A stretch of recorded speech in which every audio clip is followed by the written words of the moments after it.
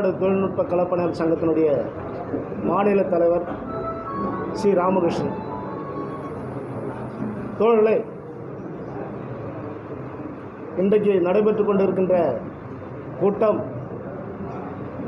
தமிழ்நாடு தொழில்நுட்ப கலப்பணியாளர் சங்கத்தினுடைய கலந்தாய்வு கூட்டம், இறுதி கட்ட கலந்தாய்வு கூட்டம் நடைபெற்றுக் கொண்டிருக்கிறது.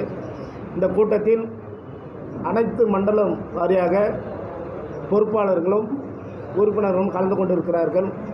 இந்த கூட்டத்தில் எதற்காக கூட்டப்பட்டிருக்கிறது என்றால்,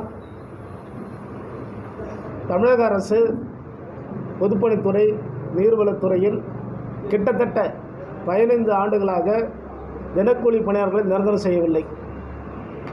இதற்கு ஏற்கனவே துறையில் 10 ஆண்டு பணி முடித்தால் அவர்களை நிரந்தரம் செய்ய வேண்டும் என்ற கொள்கை முடிவு இருக்கிறது. ஆனால் இந்த கொள்கை முடிவை எடுத்துவிட்டார்கள், செயல்படுத்தவில்லை. ஆனால் அந்த கொள்கை முடிவின் பிரகாரம் அன்றைய நிலையில் இதுவரையும் 10 ஆண்டு பணி முடித்தவர்கள் 1458 பேர் கொண்ட பட்டியல் அரசு மட்டத்தில் நிலுவையில் இருந்தது. இந்த நிலையில் கடந்த ஆட்சியில்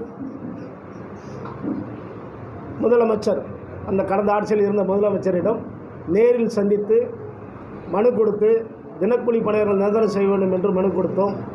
அவரும் அதை கனிவுடன் பரிசீலனை செய்து நிரந்தரம் செய்வதாக உறுதியளித்தார்.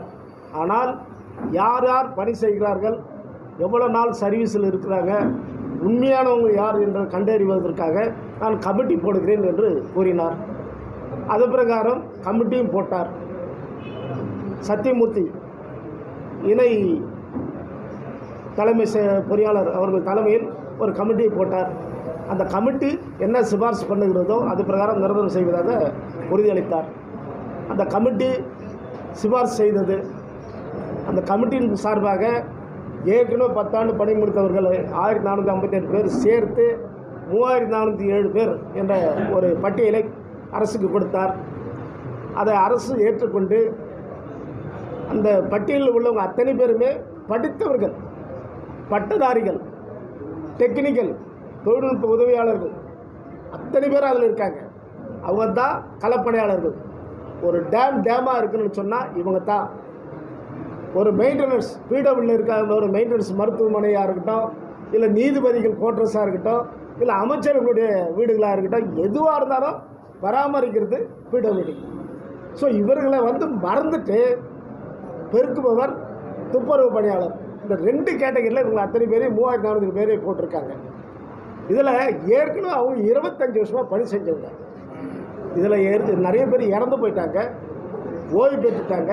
எந்த விதமான அரசாங்கத்தால் நிவாரண நிதியும் கிடையாது, நிவாரணமும் கிடையாது. இன்றைக்கி 10 வருஷம் பணி முடித்தவங்க ஏற்கனவே முடித்தவங்கள நிரந்தரம் பண்ணாக்கா, நிரந்தரம் ஒரு கையில் ஆடு வாங்கிட்டு இன்னொரு கையில் ஒரு சைடு இறந்துட்டாங்கன்னு சொன்னால் அத்தனை சலுகையும் உண்டு. குடும்பத்தை வாரிசாருக்கு ஒருத்தருக்கு வேலை உண்டு, அவருடைய சர்வீஸில் கணக்கில் எடுத்து அதுக்குண்டான கிராஜுவேட்டி உண்டு, எல்லாமே உண்டு. ஆனால் இப்போ யாருக்குமே எதுவுமே இல்லை. அதனால் இந்த தவறான ஒரு அறிக்கையை கொடுத்து 3400 பேரால் கன்சாலிடேட் பேவில் போட்டதுனால யாருக்குமே எந்த பலனும் இல்லை. அதனால் இது அரசாங்கம் நாங்கள் இந்த சங்கத்து மூலிமா பல கட்ட போராட்டம் நடத்தியிருக்கிறோம். நேரில் அமைச்சர்களை சந்திச்சிருக்கிறோம், அரசு அதிகாரிகளை சந்திச்சிருக்கிறோம், மனு கொடுத்துருக்குறோம். ஆனால் எல்லாருமே இது காலதாமதப்படுத்திட்டு வராங்க. இதனால் ஒரு கட்டத்தில் ஒரு இதுக்கு மேலே போயிட்டு முதலமைச்சர் நாளைக்கு கொண்டு போகணும்னு சொல்லி அப்பாயின்மெண்ட் கூட கேட்டோம். ஆனால் அப்பாயின்மெண்ட் கிடைக்கல. ஆனால் இதெல்லாம் பொருட்படுத்தாமல் இதுவரையும் நிரந்தரம் பண்ணாமல் கடந்த ஆண்டு இதே ஆகஸ்ட் மாதம் நாங்கள் ஒரு கடுமையான ஒரு உண்ணாவிரதம் இருந்தோம் சென்னையில் சேப்பாக்கம் பொதுப்பணித்துறை வளாகத்தில். இப்போது இந்த கூட்டத்தில் நாங்கள் எடுக்க வேண்டிய முடிவு, இதுவரையும் அரசு ஆனால் வழங்காததுனால அரசு கவனத்தை ஈர்க்கின்ற வகையில் பொதுப்பணித்துறை வளாகத்தில் சேப்பாக்கத்தில் தொடர் போராட்டம் நடத்துதுன்னு சொல்லி நாங்கள் முடிவு பண்ணியிருக்கிறோம். இல்லை ஒரு வேளை அதை மீறணும்னு சொன்னால் நாங்கள் தலைமை செயலகத்துக்கு முன்னாடி கூட முற்றுகை போராட்டம் கூட நடத்துவோம். அந்த மாதிரி ஒரு முடிவு எடுக்கிறதுக்காக தான் அந்த கூட்டத்தை நடத்த இருக்கிறோம். அரசாங்கம் இனிமேலாச்சும் காலதாமதப்படுத்தாமல் இந்த 3400 பேர் நிரந்தரம் பண்ணணும். இன்னும் விடுபட்டவங்க இருக்காங்க, அவங்களும் இதில் கொண்டு வரணும். ஏன்னா அதெல்லாம் சொன்னால் நிறைய பேச வேண்டியது இருக்குது, கொண்டு வரணும். ஆனால் இந்த அரசாங்கம் ஒரு நல்ல விதமாக ஆலோசனை செய்து வருங்காலத்தை கணக்கில் எடுத்து ஏற்கனவே இறந்துருக்காங்க, ஓய்வு பெற்றிருக்காங்க, இப்போ வேலை செஞ்சிட்ருக்காங்க. வேலை செஞ்சுட்டு எந்த நேரத்தில் யாருக்கு என்னான்னு சொல்ல முடியாத ஒரு கட்டத்தில் இருக்கிறோம். அது மாதிரி அதெல்லாம் கணக்கில் எடுத்து நிர்ணயம் பண்ணணும். தவறான அறிக்கை கொடுத்து தவறான பாதையில் கொண்டு சென்று தவறான அரசாணை வெளியிட்ட அரசுக்கு இதை வந்து முழுமையாக முக்கியத்துவப்படுத்தி நீங்கள் ப்ரெஸ்ஸுக்காரங்க நண்பர்களும் எங்களுக்கு முழு ஒத்துழைப்பு கொடுங்க. அதனால் 3400 பேருடைய லைஃபு மற்றும் அது சார்ந்த உள்ளவங்களோட லைஃபு நல்லா இருக்குன்றதை உங்களை தயவுசெய்து கேட்டுக்கிறேன்.